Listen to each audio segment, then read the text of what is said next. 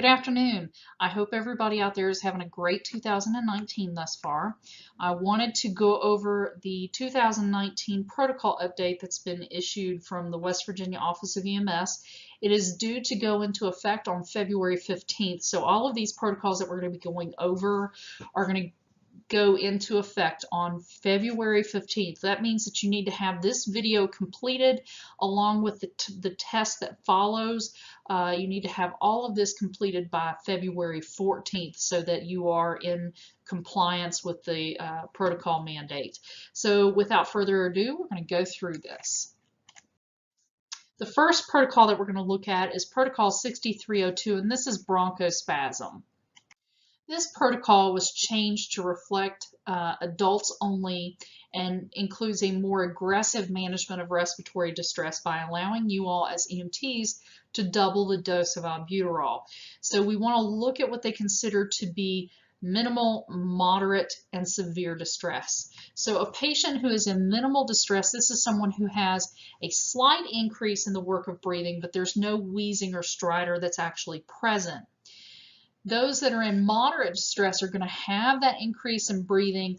They're going to have some wheezing and some abnormal breath sounds. But if you have someone that's in severe distress, these are going to be the individuals that have the severe muscle retractions, those intercostal muscles, those accessory muscles will be in use. They'll have decreased lung sounds, and they may not have that full ability to speak in sentences. So those are your 1 to 2 word dyspneas, so to speak.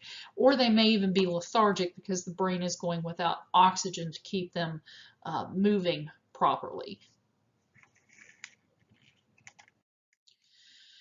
So you want to do your initial treatment and universal patient care protocol. Do what you always do. The heart rate, as long as it's less than 130, you want to administer albuterol, and it's going to be 5 milligrams, and you're going to combine that with the Atrovent or the ipratropium bromide. The dose for the Atrovent is 0.5 milligrams, and you're going to nebulize that. Reassess vital signs and lung sounds. If the distress is not relieved, the patient still looks to be severe, maybe they're in the tripod position or they're in a semi-Fowler's position, you want to call for ALS backup, and you can administer a secondary dose of albuterol and Atrovent. So you're looking at that combi vent in consultation with medical command. Now remember, your dose for your albuterol is now going to be 5 milligrams combined with 0.5 milligrams of the Atrovent. If your Atrovent is contraindicated, then you're only going to use albuterol. And if the distress continues and the patient is less than 35 years of age and has no history of cardiac or hypertension, you want to consider calling medical command. If after you've provided this treatment and the distress becomes relieved, of course, you're going to continue to monitor your vital signs and transport that patient and notify medical command and let them know about the patient's update on their status.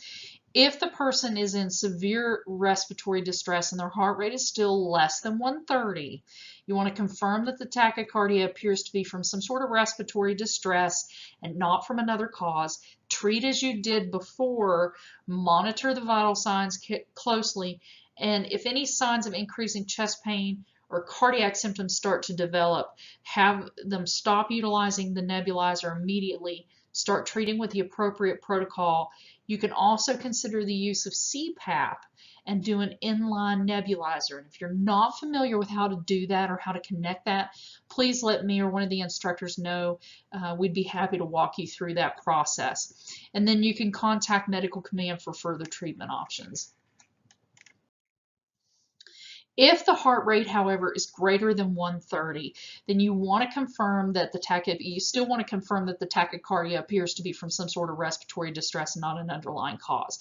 Treat it as you have been, monitor the patient's vital signs very closely, and if any signs of the increasing chest pain develop, then you want to stop the nebulizer, call medical command for further treatment options. So really, when it comes right down to it, you're still treating the same as it was outlined in treatment line B, but you want to be very careful and contact medical command as appropriate. Now, the 6413, this looks at pediatric bronchospasm. So this protocol was created to address pediatric patients only.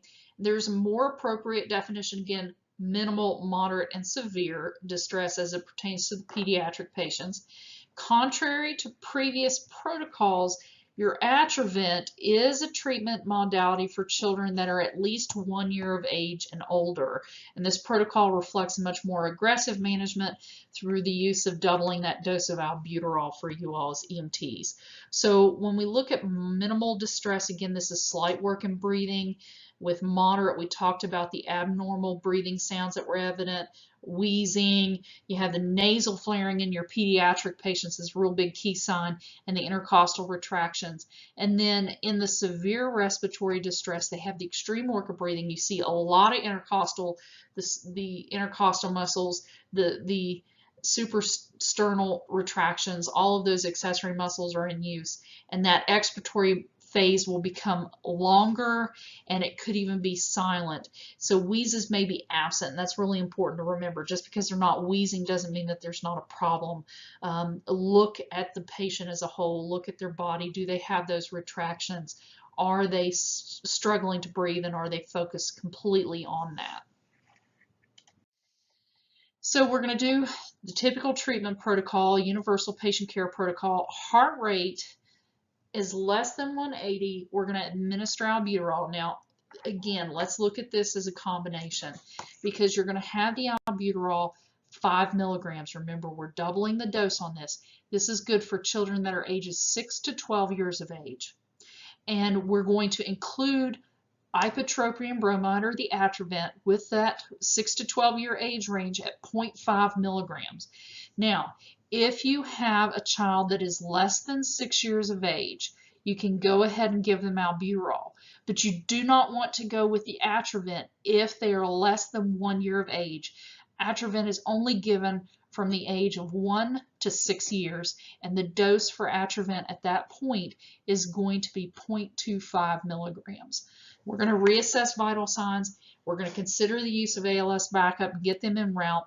You can administer the secondary dose of the albuterol and the Atrovent like we talked about just now, but it has to be in consultation with medical command physician and reassess our vital signs. If the distress is relief, then we're going to continue to monitor that patient, transport them. We need to notify medical command so that they can be aware of the change in that patient's status. If the patient is in severe respiratory distress, the heart rate is less than 180, treat it just as you would expect. If the heart rate is greater than 180, we still want to treat it the same way, but we want to make sure before we start treatment that it's from a respiratory distress complaint and not from some underlying cause. And we also want to be very cautious that that patient with a heart rate greater than 180 doesn't develop signs of chest pain or any cardiac symptoms. And if that does happen, we need to stop the nebulizer and treat based on the appropriate protocol. But make sure you contact medical command for any further treatment options that may be available. This concludes the BLS protocol update for 2019. You are responsible for completing the follow-up exam for this video. If you have any questions, please feel free to reach out to me. We're more than happy to help you out here in the education department. And again, look forward to talking to you all and working on your research packets since they've changed. And just looking forward to 2019. You guys take care.